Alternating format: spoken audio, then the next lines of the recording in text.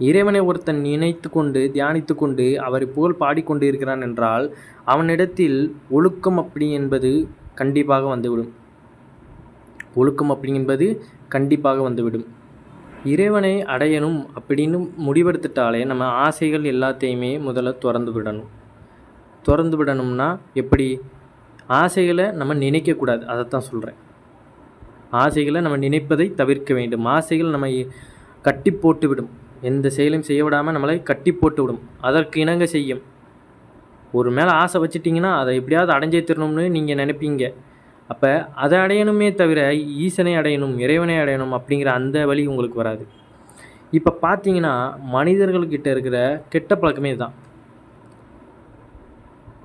இந்த பூமியில் நிலையில்லாத ஆசைகள், அந்த பொருட்கள் மீது ஆசை வந்தால் அதை அடையிறதுக்கு அவர்கள் என்ன வேண்டுமானாலும் செய்வார்கள். ஆனால் இறைவனை அடையணும் அப்படிங்கிற அந்த நோக்கம் அப்படியானது அவங்களுக்கு வராது. இப்போ ஒரு பொருள் இருக்குது, ஒரு பொண்ணாக இருக்கட்டும், எதுவாக இருக்கட்டும், எந்த இதாக இருந்தாலும் இந்த பூமியில் அந்த மாயைக்கு உட்பட்டு இந்த ஆசையை கண்டிப்பாக அவர்கள் அடைந்தே தீரணும் அப்படிங்கிற அந்த ஆசையானது அவர்களுக்கு பேராசையாக மாறி அதை அடைந்தே தீரணும் அப்படிங்கிற மனப்பான்மை அவர்களுக்கு வந்துவிடும். ஆனால் இறைவனை தேடணும், நல்லதை செய்யணும், நற்குணங்களை சிந்திக்கணும் அப்படிங்கிற அந்த எண்ணமானது மனிதர்களுக்கு வருவது கொஞ்சம் குறைவாகத்தான் இருக்கிறது. அப்படியும் வந்துவிட்டால் அதை அவர்கள் காப்பாற்றுவதற்கு மிகவும் சிரமப்படுகிறார்கள்.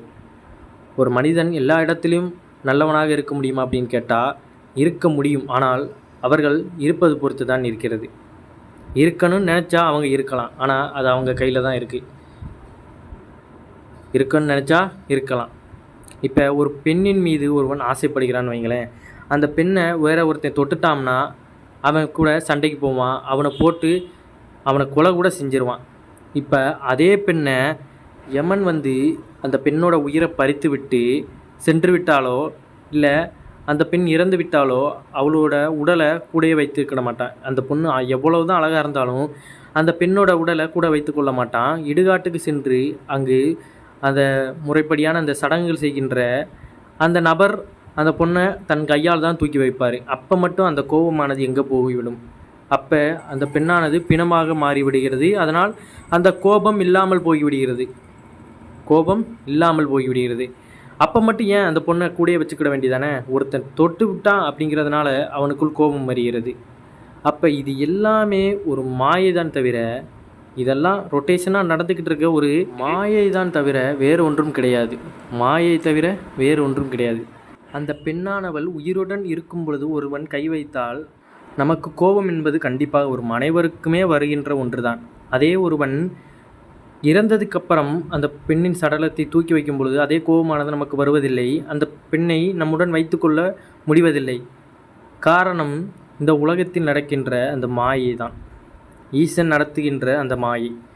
அப்போ இதெல்லாம் வெறும் மாயை தான் தவிர இதற்கு இணங்கி, இந்த ஆசைகளுக்கு இணங்கி நம்ம அந்த பக்தியை தேடாமலே இருந்து விடுகிறோம்.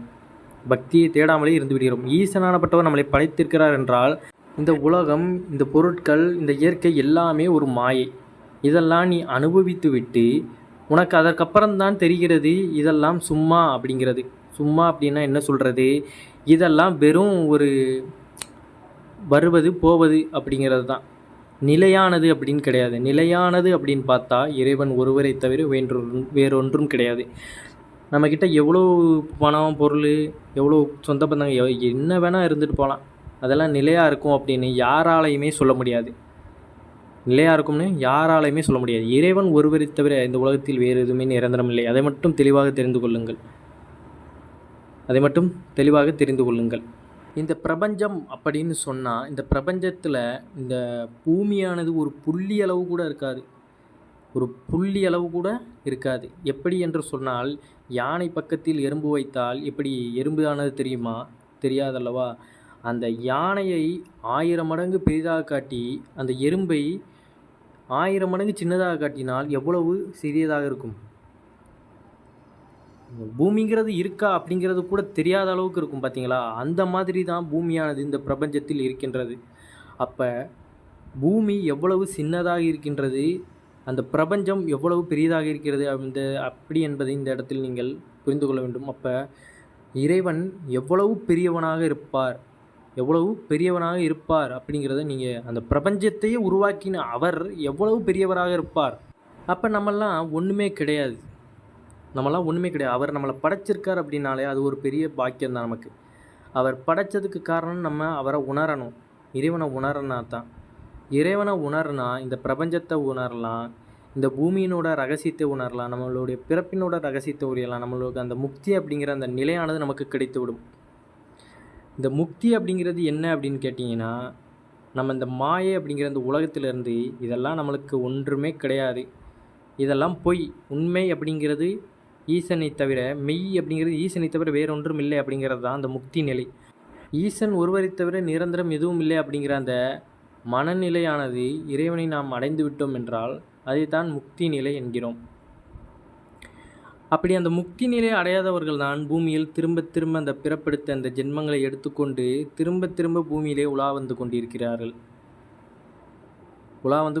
அந்த பிறப்பறுக்கிற நிலை யாருக்கும் வருவது அவ்வளவு எளிதல்ல.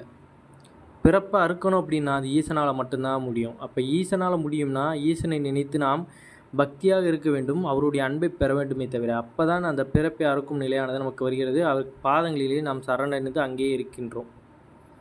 உணரணும் முதல்ல, இந்த பூமியில் இருக்கிறது எல்லாமே மாயை தான், எது நடந்தாலும் அது மாயை தான், எல்லாமே சில காலம்தான் அப்படின்னு எதுக்கு சொல்கிறாங்க? எவ்வளோ பெரிய மனிதனாக இருந்தாலும் சரி, எவ்வளோ பெரிய மிருகமாக இருந்தாலும் சரி, எதுவாக இருந்தாலும் சரி, அதற்கென்று உயிருள்ள எந்த பொருளாக இருந்தாலும் சரி, அதற்கென்று இவ்வளவு நாள் தான் அப்படிங்கிற அந்த நாட்கள் குறித்து வைத்திருப்பார்கள். ஒருத்தர் இப்போ நானே இருக்கட்டுமே, நம்மளே 100 வருஷம் வாழ்ந்துடலாமா அப்படின்னு சொன்னால் கண்டிப்பாக அது மிகையாகாது. எப்போ நமக்கு என்ன நடக்கும் அப்படிங்கிறது அந்த ஆண்டவன் கையில் தான் இருக்கிறது. அப்போ அதற்கு முன்னாடியே நம்ம இறைவனை புரிந்து அந்த இறைவனோட அந்த அன்பை நாம் பெற்றுவிட வேண்டும். மாண்டு இறந்து மனிதர்கள் இறைவனை தனக்குள்ளே இருப்பது என்பதை உணராமலேயே கோயில்கள் ஆலயங்களுக்கு சென்று இறைவனை தேடுகிறார்கள். இறைவன் முதலில் எங்கே இருக்கிறார் என்று நமக்குள் நாமே தேட வேண்டும். இறைவன் நமக்குள் தான் இருக்கிறார், அதை முதலில் நாம் தேட வேண்டும். தேடினால் மட்டும்தான் இறைவனை நாம் அடைய முடியும். நீங்கள் எங்கு சென்றாலும் சரி இறைவனை நீங்கள் காண முடியாது. இறைவன் நம் மனதினுள் தான் இருக்கிறார். அப்போ அவரை வெளிக்கொணரணும், அவரை அடையணும் அப்படின்னா அவரை நினைத்து அவருக்கான அந்த மந்திரங்களை சொல்லி நாம் தியானிக்க வேண்டும். அவரை அடைய வேண்டுமே தவிர இறைவனை தேடி தேடி நாம் செல்வதனால் மட்டும் இறைவன் கிடைத்து விட மாட்டார். இறைவன் நமக்குள் தான் இருக்கிறார், அதை முதலில் உணர வேண்டுமே தவிர இறைவன் எங்கிருக்கிறார் அப்படின்று ஒவ்வொரு இடமாக சென்று தேடி பார்ப்பதனால் நம்மளுடைய ஆயுட்காலமானது முடியுமே தவிர இறைவனை கடைசி வரை நம்ம அடைய முடியாது. மனிதனானப்பட்டவன் நம்ம எவ்வளவுதான் தப்புகள், தவறுகள், தீயவினைகள் என்ன வேணால் செஞ்சுருந்தாலும் இறைவனை பற்றி நினைப்போம் பார்த்தீங்களா? இறைவன் நமக்குள்ளே வந்துடுவார், இறைவனை உணர ஆரம்பிச்சிருவோம், இறைவனுடைய அந்த அன்பானது நமக்கு கிடைத்துவிடும் பார்த்தீங்களா? அதுக்கப்புறம் நம்ம எவ்வளவுதான் தீயவினைகள், தீய கொடுமைகள் என்ன செஞ்சிருந்தாலும் அதற்கான பலன்களை நாம் அனுபவித்தான் ஆக வேண்டும். அப்போ அந்த இறைவனானப்பட்டவர் நமக்குள் வந்துவிட்டார், இறைவர்களை நாம் உணர ஆரம்பித்து விட்டோம் என்றால் நமக்கு தீங்கு செய்யணும், ஒருவருக்கு இந்த மாதிரி தப்பு செய்யணும், ஒருவர் கெடுக்கணும் அப்படிங்கிற அந்த எண்ணமானது நமக்குள் வராது. ஏன் என்று சொல்லுங்கள்? நமக்குள் இறைவன் இருக்கிறார், இறைவன் பார்த்து கொண்டு இருக்கிறார் என்று சொல்வார்கள் அல்லவா? அப்போ நமக்குள்ளே இறைவன் இருக்கிறார் அப்படிங்கிறப்ப அந்த தப்பை நம்ம செய்ய போகும்போது நமக்கே ஒருவித ஐயப்பாடு வந்துவிடும். இறைவன் நமக்குள் இருக்கிறார், இந்த தப்பு செஞ்சால் நமக்கு பெரிய தண்டனையாக போய்விடும் அப்படிங்கிற அந்த அச்சமாவது நமக்கு வந்துவிடும். அப்போ இறைவன் நமக்குள் இருக்கின்றார் அப்படிங்கிறது எல்லாரும் உணர்ந்தாலே தப்பு செய்கிறவங்க எல்லாருமே திருந்திடுவாங்க. இறைவன் பார்த்து கொண்டு இருக்கிறார், என்ன செய்வார் அப்படிங்கிற தெனாவட்டில் இருந்தால் தப்பானது தொடர்ந்து செய்து கொண்டு தான் இருப்பார்கள். இறைவன் நமக்குள் இருக்கின்றார் அப்படிங்கிறத முதல்ல நினைக்கணும். இறைவன் நமக்குள் இருக்கின்றார் அப்படிங்கிறத உணர்ந்துட்டாலே தப்பு செய்கிறவங்கெல்லாம் திருந்திடுவாங்க, தப்பு செய்யவும் தோணாது. ஆனால் அப்படியும் சில பேர் இருக்கத்தான் செய்கிறார்கள். இந்த உலகத்தில் எவ்வளவோ கெட்ட விஷயங்கள், கெட்ட நிகழ்வுகள் எல்லாமே நடந்து கொண்டு தான் இருக்கின்றது. அதெல்லாம் நாம் பார்க்கும் பொழுது அதை தட்டி கேட்கணும், அதை திருத்தணும், அதற்கு ஏதாவது வழிவகை செய்யணும் அப்படின்னு நமக்குள் தோன்றும். ஆனால் அதற்கான சக்தியானது நமக்குள் இருக்காது, அதற்கான அதிகாரம் இருக்காது, அதற்கான செல்வங்களும் நமக்கு இருக்காது. நம்மால் என்ன பண்ண முடியும்? இறைவனிடத்தில் தான் வேண்ட முடியும். வேறு எதுவும் நம்மால் பண்ண முடியாது. அந்த அதிகாரத்தில் இருப்பவர்கள் கூட அதை பற்றி சிந்திக்க மாட்டார்கள். அதற்கான வேலைப்பாடுகளையும் செய்ய மாட்டார்கள். இப்பொழுதெல்லாம் அநியாயங்கள் அலைப்பறித்து கொண்டு நடக்கின்றது. அலைப்பறித்து கொண்டு தலைவிரித்து ஆடுகிறது. இறைவன் அனைவரையும் சமமாக தான் படைத்திருக்கிறார். ஆனால் இந்த மனிதர்களாகிய நாம் சாதி மத வேதம் அப்படின்று தனித்தனியாக பிரித்து கொண்டு நம்மை நாமே ஆட்சி செய்து வாழ்ந்து கொண்டிருக்கிறோம். மனிதனே ஆட்சி செய்து வாழ்ந்து கொண்டிருக்கிறான். மனிதனே ஆட்சி செய்து வாழ்ந்து கொண்டிருக்கிறான். ஒரு தரப்பினர் மேலாகவும் இன்னொரு தரப்பினர் கீழாகவும் அதை கொஞ்சம் சண்டை போட்டும் வாழ்ந்து கொண்டிருக்கிறார்கள்.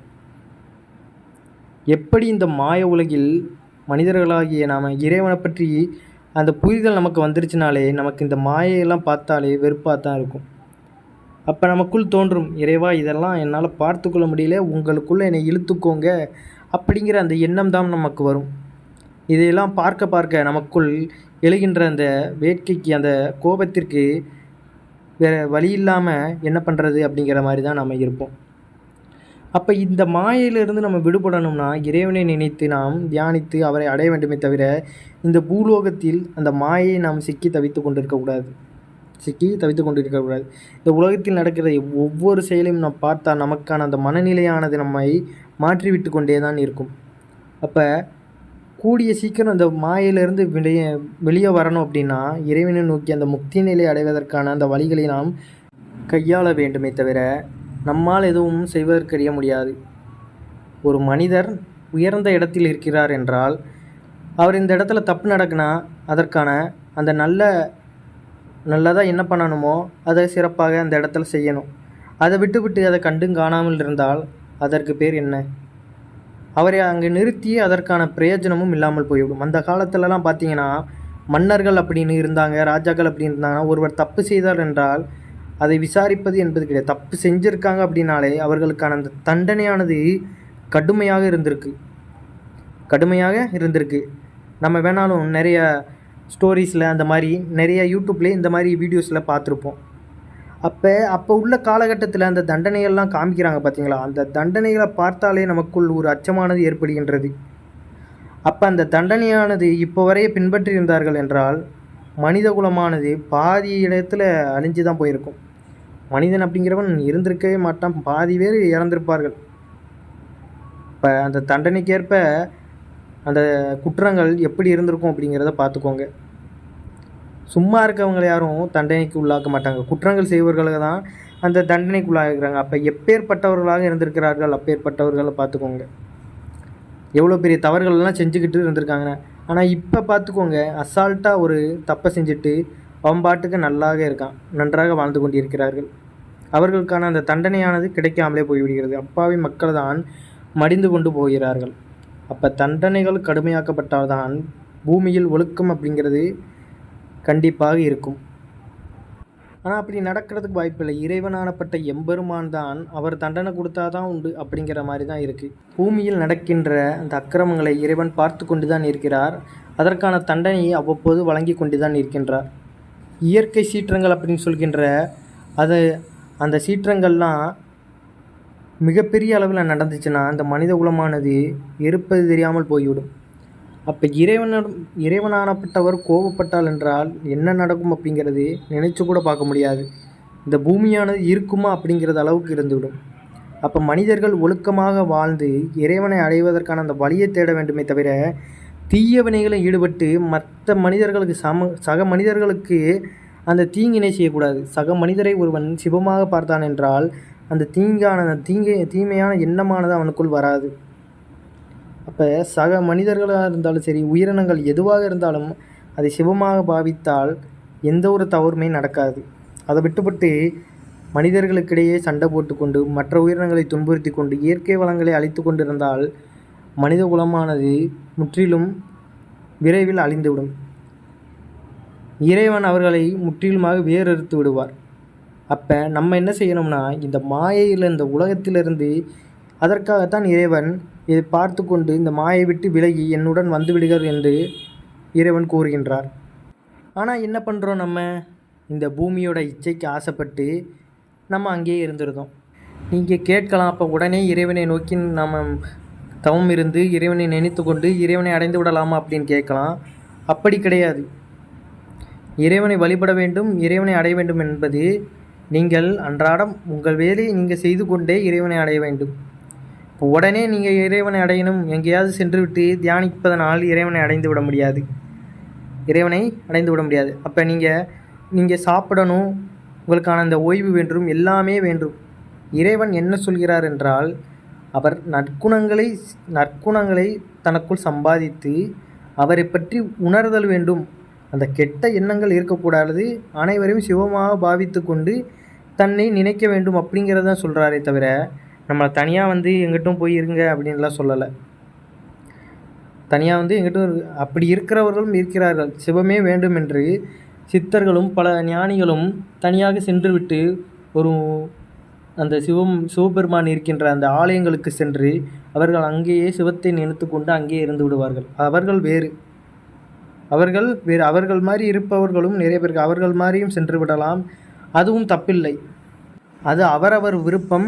ஆனால் அப்படி சென்றும் அங்கு போவதுக்கப்புறம்தான் நம்மளுடைய மனமானது அலைபாயும். இறைவனை அடையணும், சிவனை அடையணும் அப்படின்னு நீங்கள் நினச்சிட்டிங்கன்னா முதல்ல அந்த ஆசைகளை கொஞ்சம் கொஞ்சமாக குறைச்சி கொண்டு இந்த இல்லற வாழ்க்கை நீங்கள் இப்போ நடத்துகின்ற அந்த வாழ்க்கையிலிருந்து உங்களை கொஞ்சம் கொஞ்சமாக விடுவிச்சுக்கிட்டு அதுக்கப்புறம் தான் இறைவனை அடைய நீங்கள் சென்று விடணுமே தவிர நீங்கள் உடனே இறைவனை பார்க்கணும் அப்படின்ட்டு நீங்கள் உடனே கிளம்பி போனீங்கன்னா அப்போ டக்குன்னு உங்களுடைய மனநிலையானது இறையர்லேயே நினைத்து கொண்டு இருக்கும்னு கேட்டிங்கன்னா கண்டிப்பாக இருக்காது. இந்த மனித வாழ்க்கையானது, இந்த மாயையானது இவ்வளவு தான். இது சலித்து போய் ஒரு மனிதன் எப்பொழுது நினைத்து கொண்டு இருக்கிறானோ அவனுக்கு இது எல்லாமே ஒரு மாயை, இது நடப்பது எதுவுமே நம்பிக்கையில்லாத ஒரு செயலாக இருக்கின்றதோ அப்போது தான் அவனுக்கு அந்த மனநிலையானது மாறுகின்றது. அப்பொழுது அவன் என்ன வேண்டுமானாலும் செய்கின்றான்.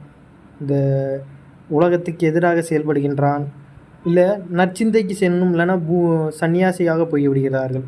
இறைவனை நோக்கி அந்த சன்னியாசியாக போய்விடுகிறார்கள்.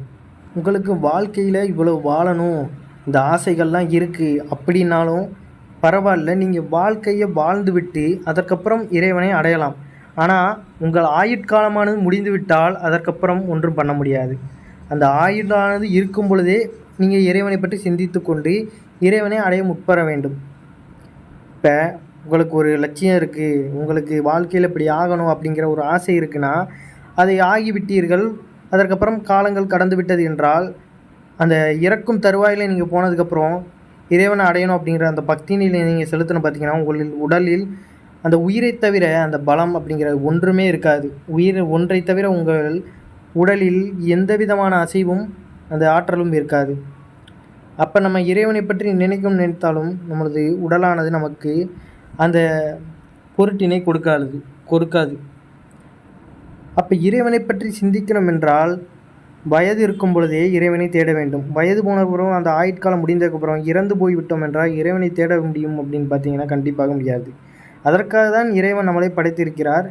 இறைவனை தேடுவதற்காக அந்த திறனையும் கொடுத்திருக்கிறார். திறன்கள் எல்லாம் தீர்ந்த பிறகு நம்ம இறைவனை தேடுவதனால் நமக்கு எந்த ஒரு பயனும் கிடையாது. கொஞ்சம் வயசு இருக்கும் பொழுதே நம்மளுடைய அந்த ஆற்றலானது இருக்கும் பொழுதே இறைவனை தேட ஆரம்பித்து விடணும். இறைவன் மீது அந்த பக்தியானதை செலுத்தி இறைவனை அடைந்து அந்த முக்தி நிலை அடைய வேண்டும். உங்களுக்கு ஆசைகள் பல இருக்கிறது, ஆனாலும் இறைவனையும் தேட வேண்டும் அப்படிங்கிற எண்ணம் இருந்தால் நீங்கள் அந்த ஆசைகளை துறந்து தான் ஆக வேண்டும். ஒன்று இழந்தாதான் ஒன்று கிடைக்கும் அப்படின்னு தான் இருக்குது. எனக்கு ஆசைகளும் வேண்டும், இறைவனும் வேண்டும் என்றால் கண்டிப்பாக அது உங்களுக்கு இறையர்களை பெற்றுத்தராது. அந்த ஆசைகள் நமக்கு வெறுத்து போனதுக்கப்புறம் தான் அந்த ஆசைகள் மீது நமக்கான அந்த ஆர்வமானது குறைந்து விடுகிறது.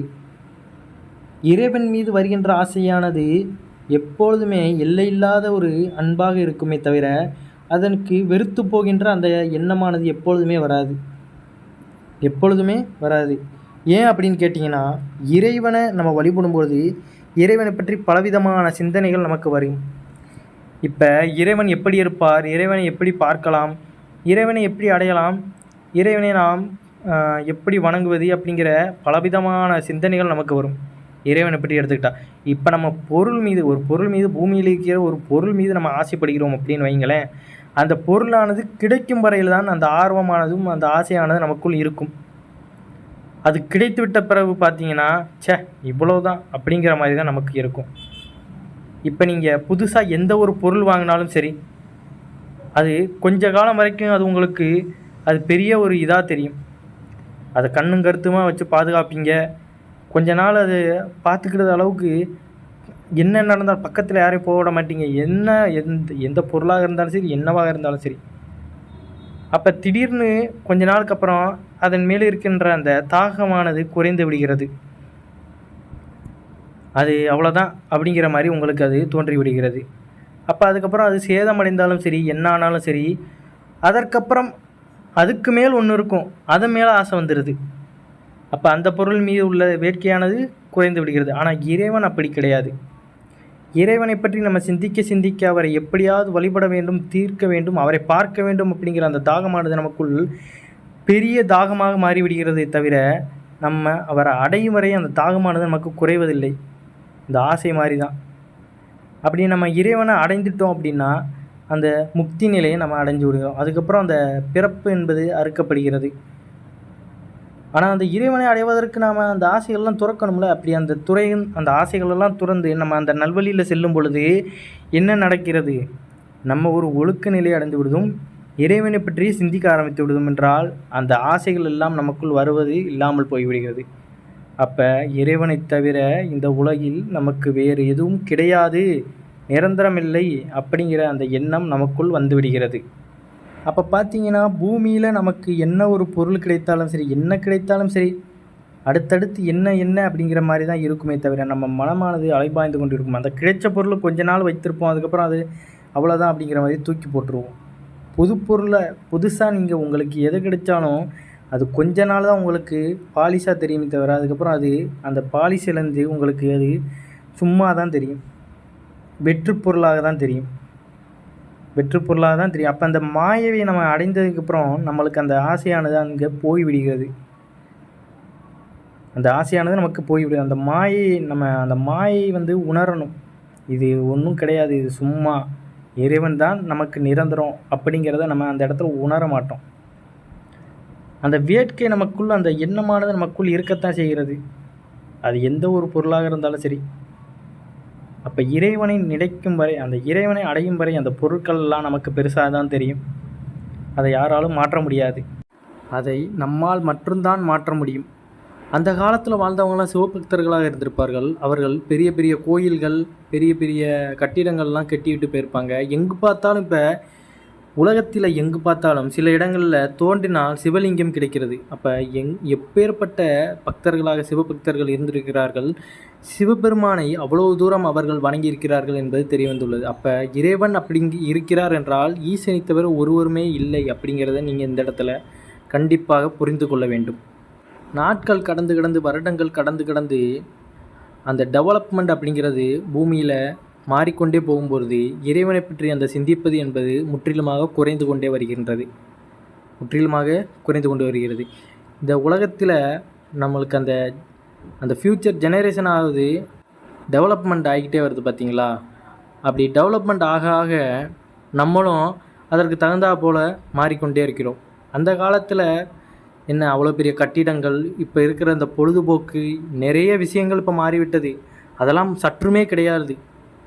எங்கு பார்த்தாலும் கூரை வீடு, அழகான அந்த அறைகள், அப்படி தான் அந்த மண்டபங்கள் அப்படி தான் இருக்குமே தவிர இந்த மாதிரி பெரிய பெரிய பில்டிங்கு எதுவுமே கிடையாது. போக்குவரத்துக்கு இந்த வாகனம், தொலைபேசி அப்படி என்பதே முதலில் கிடையவே கிடையாதாக இருந்தது. அப்போ உள்ள காலகட்டத்தில் மனிதர்களுக்கு இப்போ இந்த குருகூலம் அப்படிங்கிறத சொல்லிக்கொண்டு கடவுளை பற்றி நினைங்க அப்படிங்கிறத தெளிவாக உரைத்து கொண்டு இருந்திருக்கார்கள்.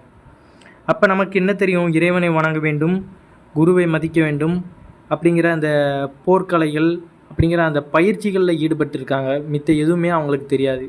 அப்போ அவங்க எதை பின்பற்றிருக்காங்க? குருகூலம், கடவுளை வணங்குவது, வீடு, இப்படி மூன்றுலேயுமே அவங்க அந்த நிலையில் மட்டுமே இருந்திருப்பாங்க. வேலைக்கு செல்வது என்பது அங்கு வேறு வேலையாக இருந்திருக்கும். வேலைகள் என்பது அந்த காலத்தில் அவர்கள் தங்களுக்கு கிடைத்த அந்த பழங்கள், அந்த இப்போ இருக்கிற கம்பெனி அப்படிங்கிறதெல்லாம் முன்னாடி கிடையாது, முந்தைய காலகட்டத்தில் கிடையாது. தங்கக்கிட்ட இருக்கிறது என்னதோ அதை வைத்து தான் மற்றவர்களுக்கு கொடுத்து அவர்கள் அப்படி வாழ்ந்து வந்தார்கள். அப்போ இந்த காலகட்டத்துக்கும் அந்த காலகட்டத்துக்கும் எவ்வளவோ வித்தியாசம் இருக்குது. அப்போ இப்பயும் நிறைய பேர்கள் அந்த பக்தியை நினைத்து நம்மளை மாதிரி அந்த பக்தியை தேடணும் அப்படின்னு நினைக்கிறாங்க.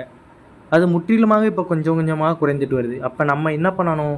இறைவன் இருக்கிறார், அவரை மட்டுமே நாம் நாட வேண்டும். இந்த உலகம் அப்படிங்கிறது அந்த மாயை, இதெல்லாம் மனிதர்களாக நாம் தான் உருவாக்குனது அப்படிங்கிறத நம்ம நினச்சி கொண்டு இறைவன் எதை நமக்காக உருவாக்கியிருக்கிறார், இறைவனை தேட வேண்டும் அப்படிங்கிறது தான்.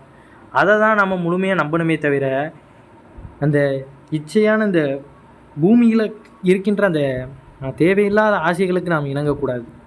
தினமும் சிவபெருமானுடைய அந்த பஞ்சாட்சர மந்திரமான நமச்சிவாயா என்கிற மந்திரத்தை அமைதியான ஒரு இடத்தில் அவரை நினைத்து கொண்டு 108 முறை அந்த மந்திரத்தை உச்சரிப்பதனால் நமக்குள் ஒரு மாற்றம் நிகழும். நீங்கள் அன்றாடம் காலையும் மாலையும் நீங்கள் உச்சரித்து கொண்டு வாங்க. அமைதியான ஒரு சூழ்நிலையில் இறைவனை பற்றி அந்த இறைவனான அந்த நினைப்பு மட்டுமே நமக்குள் இருக்க வேண்டும், அந்த சிந்தனை மட்டுமே நமக்குள் இருக்கணும். அப்படி இருந்து இறைவனை பற்றி நினைத்து கொண்டு வார்கள். நம்மளுடைய வாழ்க்கையானது மாறுவதை நீங்கள் கொஞ்சம் கொஞ்சமாக காண்பீர்கள், கொஞ்சம் கொஞ்சமாக காண்பீர்கள். கடைசியாக ஒன்றே ஒன்று தான் சொல்கிறேன். உலகத்தில் எது வேண்டுமானாலும் நடக்கலாம். அதை நினைத்து நாம் கலங்குகிறோம், அதை நினைத்து நாம் வேதனைப்படுகிறோம். அதற்கு என்ன செய்ய வேண்டும் அப்படிங்கிற அந்த தீர்வினை நாம் தேடிக்கொண்டு தான் இருக்கின்றோம். ஆனால் இதெல்லாம் எதற்காக நடக்கின்றது? எல்லாம் ஈசனின் திருவிளையாடல் அப்படிங்கிறத நம்ம மறந்து விடுகின்றோம். ஈசனின் திருவிளையாடல் அப்படிங்கிறத நம்ம மறந்து விடுகின்றோம். இந்த உலகத்தில் எது வேண்டுமானாலும் நடக்கலாம், என்ன வேண்டுமானாலும் நடக்கலாம். ஏன் நாம் எப்போ இந்த பூமியானது என்னவாகும் என்பது நமக்கு தெரியாமல் கூட இருக்கும். எல்லாம் அந்த இறைவனின் திருவிளையாடல்.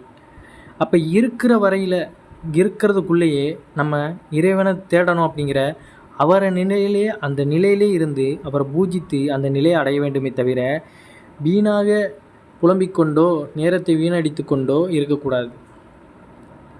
இப்போ ஒருத்தன் கஷ்டத்தில் புலம்புறான் அப்படின்னா அவனால் அந்த கஷ்டம் இருக்கிறதுனால புலம்புறான் அப்படின்னு கிடையாது. அந்த கஷ்டத்தை எப்படி அவனுக்கு மாற்றி அமைக்கணும்னு தெரியலை, அதனால் புலம்புறானே தவிர அந்த கஷ்டத்தை கண்டு அவன் புலம்பவில்லை, கஷ்டத்தை கண்டு புலம்பவில்லை. நம்மளுக்கு ஒரு கஷ்டம் ஏற்படுது அப்படின்னா அது எதற்காக ஏற்படுது, அதை எப்படி மாற்ற வேண்டும் அப்படிங்கிற அந்த சிந்தனை நமக்குள் வர வேண்டும். நம்மளுக்கு கஷ்டம் வந்துருச்சு, இறைவன் நம்மளை இப்படி வாட்டி வதைக்கிறாரே அப்படிங்கிற அந்த எண்ணமானது நமக்குள் வரக்கூடாது, அந்த எண்ணமானது நமக்குள் வரக்கூடாது. இப்போ ஒரு இடத்துல தவறு நடக்குன்னா அந்த தவறு நடந்தது சுட்டி சுட்டி காட்டி பேசுவதனால் அந்த தவறானது சரியாகி விடுவதில்லை.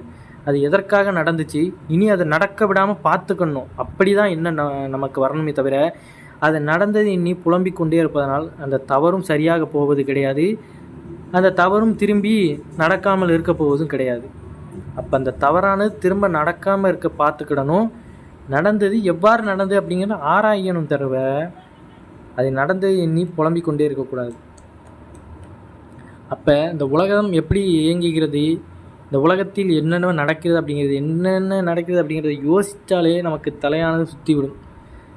இந்த உலகமானது அவ்வளவு மாயை கொண்டு உள்ளது. அப்போ நம்ம இறைவன் மட்டுமே இருக்கின்றார், இறைவன் நடத்துகின்றார், நமக்கு போகின்றோம் அப்படிங்கிற அந்த எண்ணம் மட்டும் நமக்குள் இருக்க வேண்டும். நற்சிந்தனையிலே நாம் இருக்க வேண்டும். நல்லதே பேசுங்க, நல் வழியிலே நடங்க. இறைவன் உங்களுக்கான அந்த பாதையை காட்டுவார். இறைவனை ஒருபோதும் மறந்து விடாதீர்கள். நமக்கு கஷ்டம் அப்படின்னு வரும்போது மட்டும் இறைவனை வேண்டாமல் அனுதினமும் இறைவனை வேண்ட வேண்டும். கஷ்டமோ நஷ்டமோ எப்பொழுதுமே இறைவனை வேண்ட வேண்டும் அப்படிங்கிற அந்த மனப்பான்மையானது நமக்குள் வர வேண்டும், மனநிலை நமக்கு வர வேண்டும். உங்களுக்கு கஷ்டமாக இருந்தாலும் சரி, நல்லது நடந்தாலும் சரி, இறைவனுக்கு எப்பொழுதுமே அந்த நன்றியை கூறிக்கொண்டு இறைவன்கிடம் அந்த பக்தியை மட்டும் குறைத்து விடாதீர்கள். இறைவன் மனிதர்கள் படைத்திருக்கிறார் என்றால் அவர்களுக்கான அந்த சந்தோஷத்தை வாங்கி கொண்டு தான் இருக்கின்றார். அந்த சந்தோஷத்தை எல்லாம் அனுபவித்து கொண்டு இறைவனை மறந்துவிடக்கூடாது. அதுதான் இந்த இடத்தில் சொல்கிறேன். நீங்கள் இறைவனை தேடுவதும் தேடாததும் அவரவர் விருப்பம். ஆனால் நமக்கு இந்த வாழ்வை கொடுத்தும் நமக்கான அந்த இப்போ இருக்கிற அந்த சூழ்நிலையை கொடுத்ததுக்காகவும் அந்த நன்றியை இறைவனிடத்தில் எப்பொழுதுமே கூறிக்கொண்டே இருக்க வேண்டும். இறைவனை பற்றி அந்த பக்தியானது இறைவனிடத்தில் எப்பொழுதுமே இருந்து கொண்டு இருக்க வேண்டும். இறைவனை மறந்து விடக்கூடாது.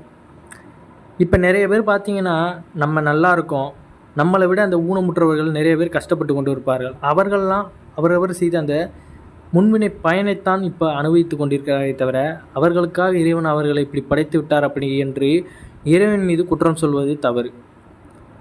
முன்வினை பயனின் காரணமாக தான் இறைவன் அப்படி அவர்களை படைத்துள்ளாரே தவிர வேறு எதுவும் கிடையாது. நமக்கு ஒரு நல்லது நடக்குதுன்னா நம்ம செஞ்சது போக தான் அந்த நல்லதான நமக்கு நடக்கு அப்படிங்கிறத நம்ம ஃபஸ்ட்டு தெளிவாக தெரிஞ்சுக்கணும். அப்போ கடவுள் அவனுக்கு மட்டும் தூக்கி கொடுக்காரு, நமக்கு கீழே தூக்கி வச்சிருந்தாரு அப்படிங்கிற மாதிரிலாம் கிடையாது.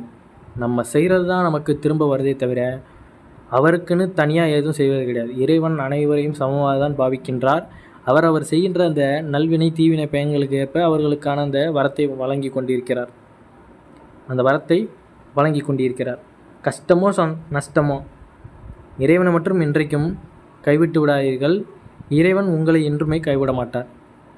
இறைவனிடத்தில் அந்த நினைவானது எப்போதுமே வைத்து கொண்டே இருங்கள். இறைவன் உங்களுக்கான அந்த பாதையை காட்டுவார். இறைவன் உங்களை வளமுடன் வாழ வைப்பார். மேற்கூறிய கருத்துக்களை நினைத்து உங்கள் மனது எதுவும் புண்பட்டிருந்தால் அதற்காக என்னை மன்னித்து விடவும், உங்களுக்கு எதுவும் தோன்றுகிறது என்றால் அதை கீழே கமெண்ட் செய்யவும். நான் அதற்கான பதிலை சொல்கிறேன். ஓம் நம சிவாய நமக. நன்றி, வணக்கம்.